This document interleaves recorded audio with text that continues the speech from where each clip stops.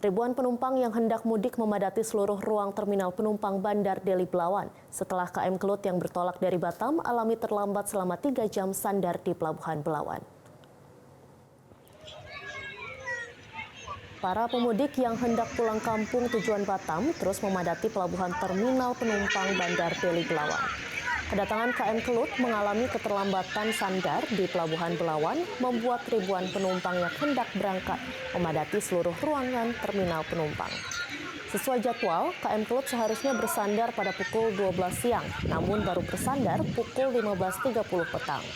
Meski tidak mengganggu keberangkatan penumpang, namun keterlambatan yang terjadi disebabkan adanya perawatan dan pembersihan ruangan kapal oleh karena PT Pelni memprioritaskan kenyamanan dan keamanan penumpang.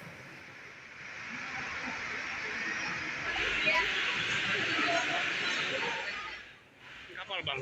Seperti apa, Bang?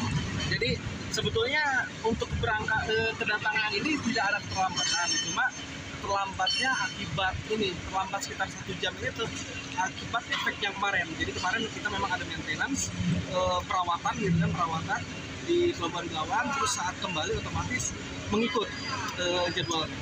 Jadi kapal ini terganggu nggak? Dan berapa ngangkut ya hari ini? Hari ini mengangkut 3.548 yang turun, yang naik 1.700. Jadi sekitar nanti berangkat jam? Nanti berangkat jam 18. Jam 18, jam 6 ya? Bang, harga tiketnya? Jelajahi cara baru mendapatkan informasi. Download Metro TV Extend sekarang.